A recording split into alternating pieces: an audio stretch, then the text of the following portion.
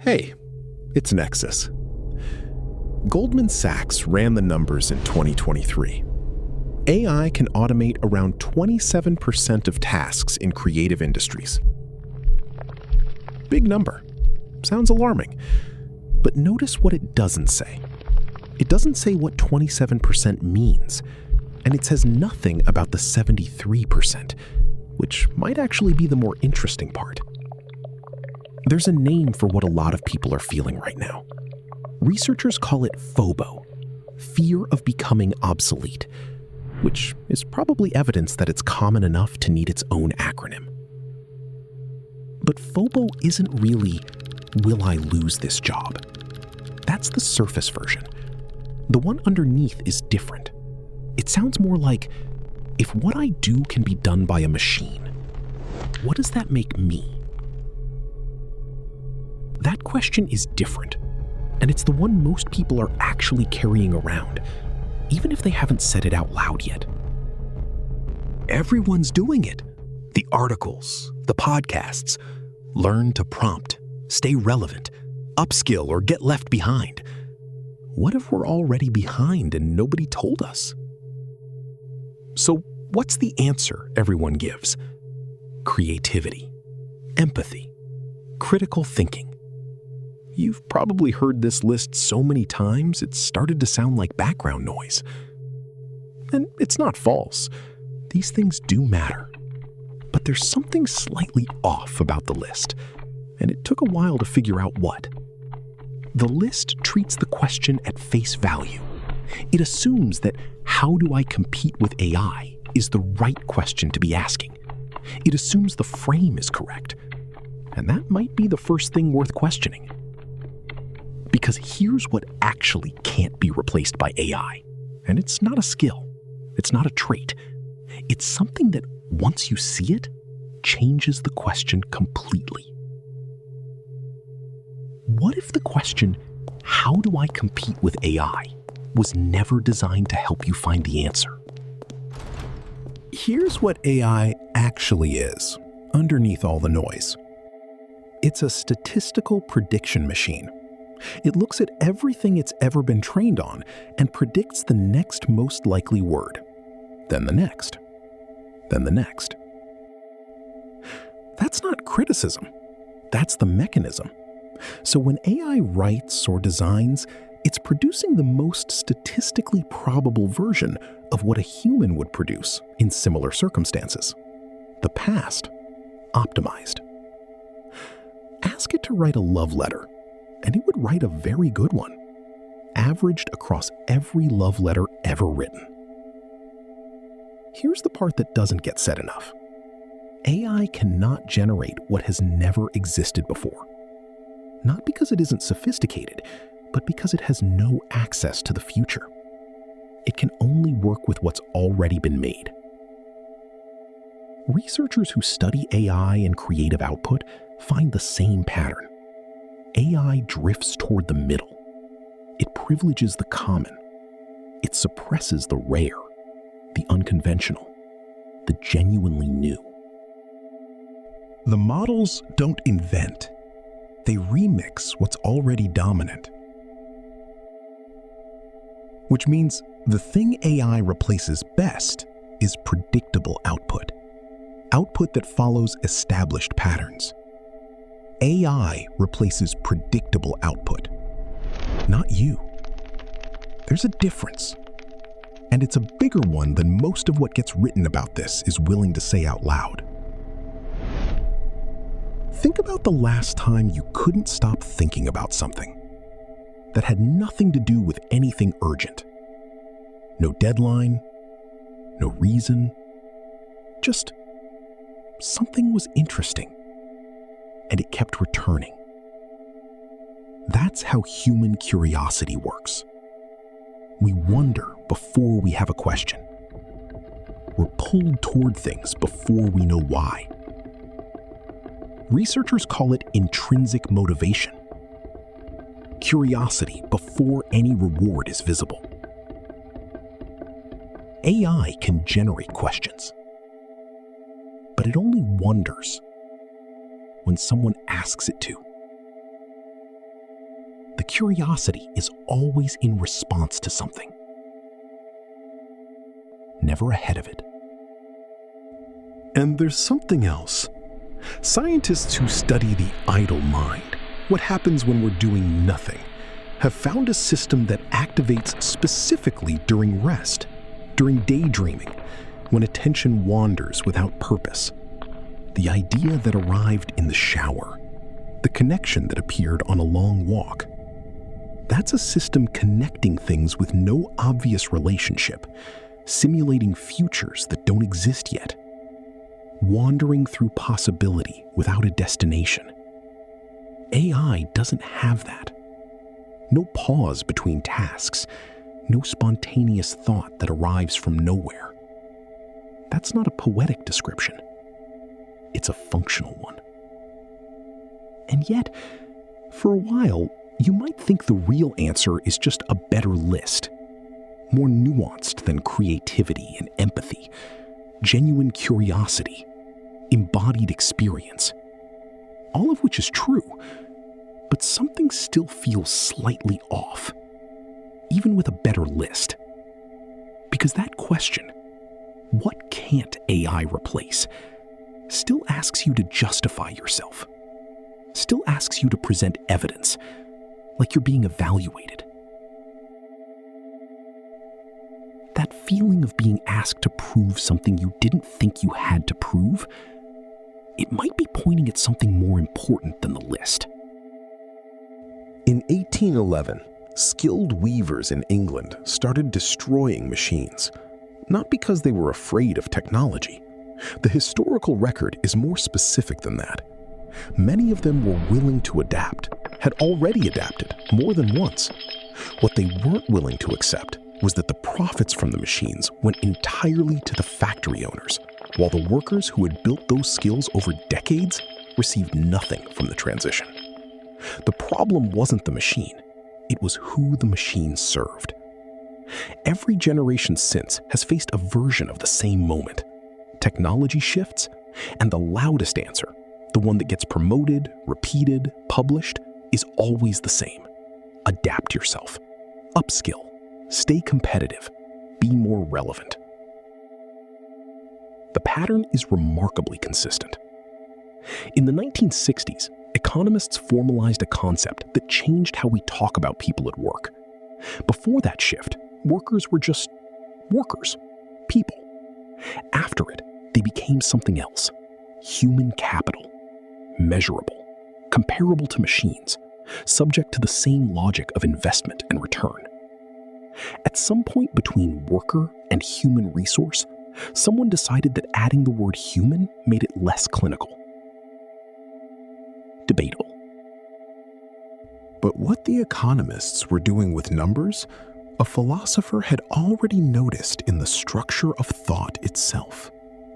Martin Heidegger observed that modern technology doesn't just change what we do, it changes how we see things.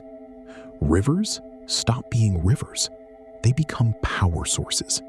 Forests become raw material. And eventually, people stop being people. They become resources, standing in reserve, available when needed.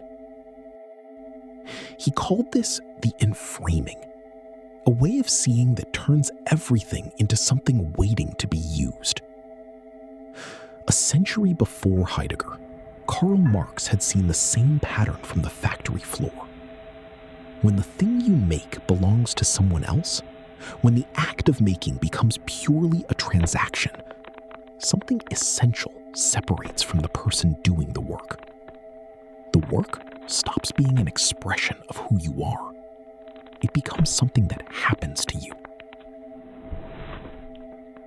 Two thinkers, different centuries, different languages, same observation.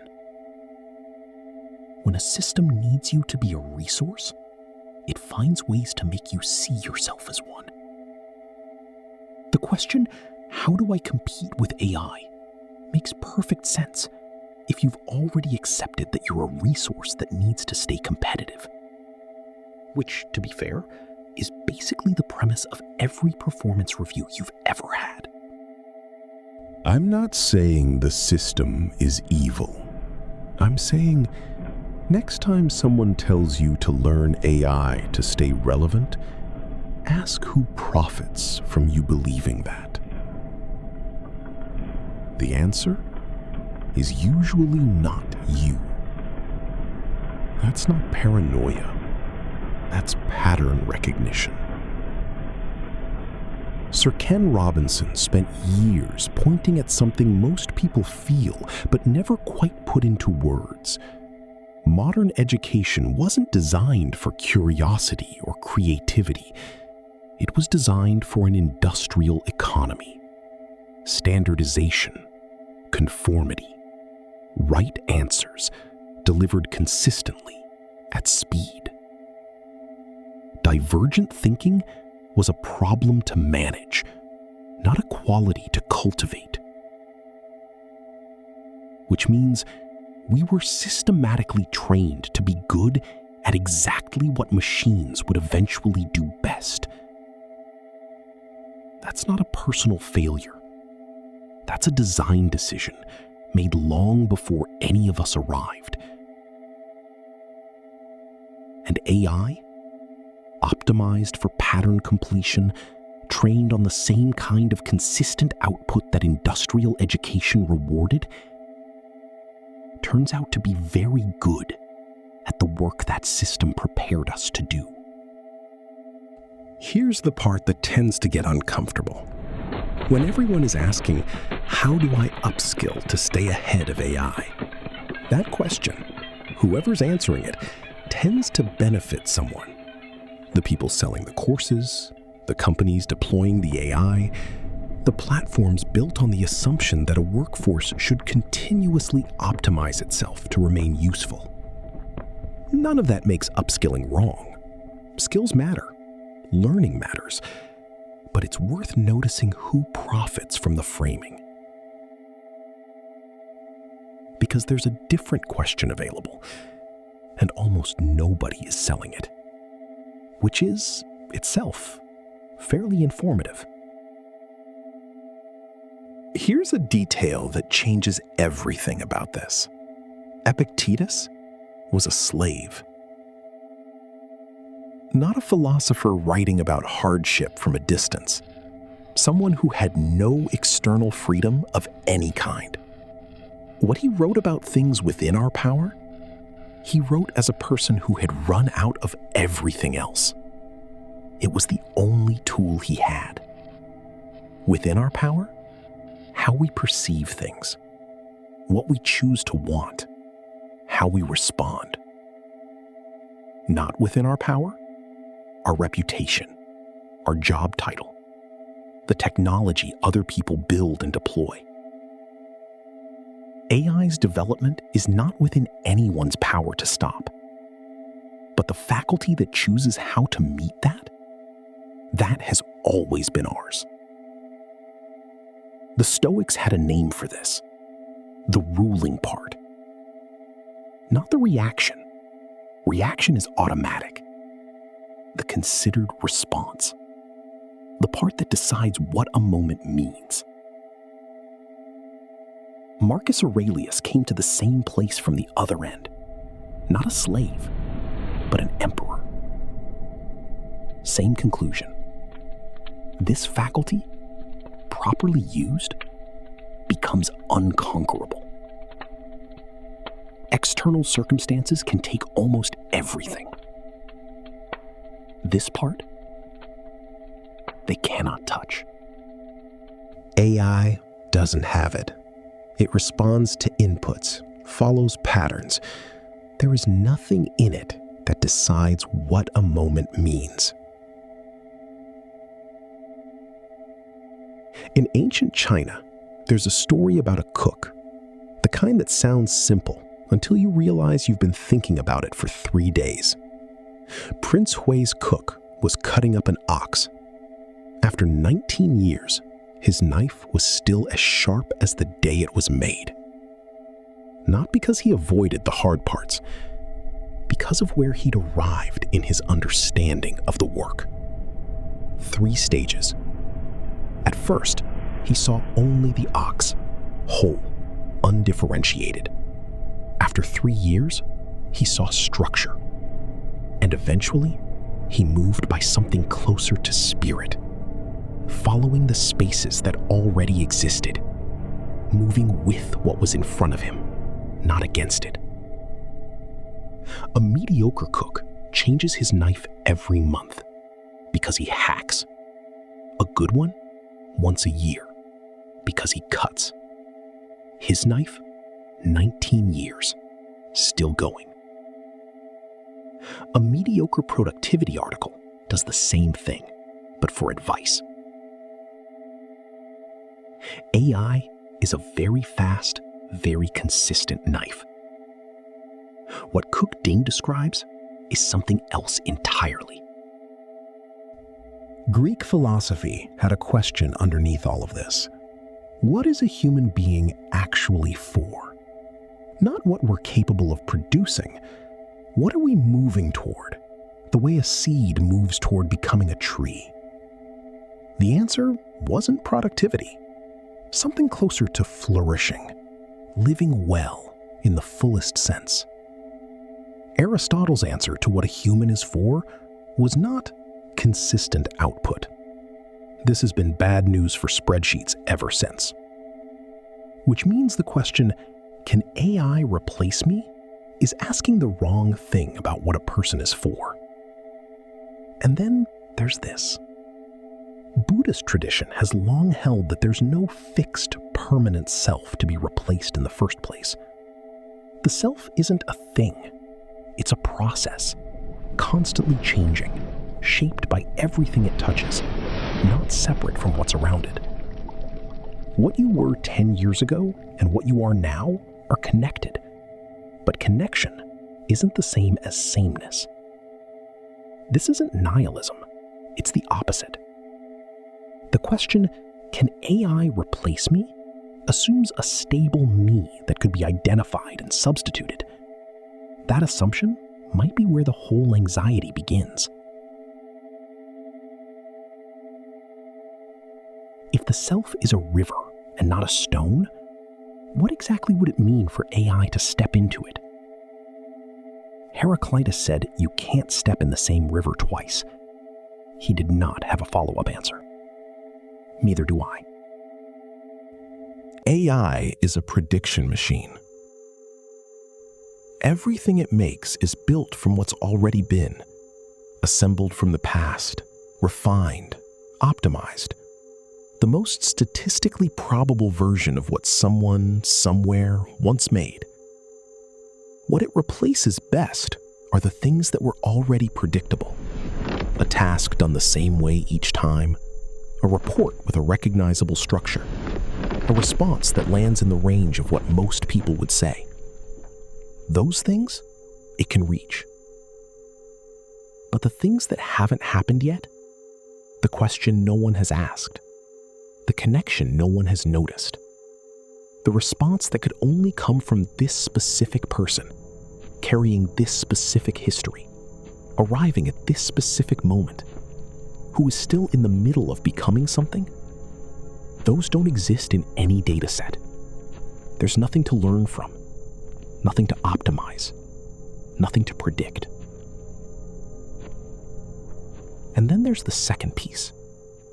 The question, how do I compete with AI? We've seen where it comes from. A system that has always had an interest in humans seeing themselves as resources. Not bad people, not conspiracies, just structures with their own momentum. 200 years of the same pattern, still running. That question was designed to keep you optimizing, not to help you understand what you actually are.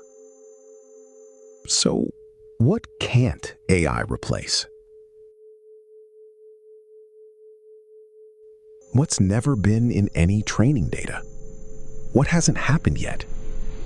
What only becomes real when a specific person, carrying their specific history, their specific wondering, their specific way of being confused about the right things, arrives at a specific moment and does something with it. that thing. AI has never had access to it. Not because of a gap in the technology, but because it hasn't happened yet. You already knew this. You just needed a different way to hold it. Shannon Valor is a philosopher who writes about AI and what it does to how we see ourselves. She describes it as a mirror, the clearest one humans have ever made. It reflects back everything we've ever produced: the patterns, the biases, the brilliance, the failures of wisdom. Here's where I feel most certain about something in this entire episode. What that mirror cannot show is where we might go together for the first time. The mirror only points backward. Valor's words: our new digital mirrors show only where the data say that we have already been, never where we might venture together for the first time. The past, mapped carefully, in extraordinary detail. Humans, you, are the ones who live in the direction of something that hasn't been reflected yet. That is not a skill. It's not a competency on a list. It's what you already are, by the simple fact of still being in the middle of your life.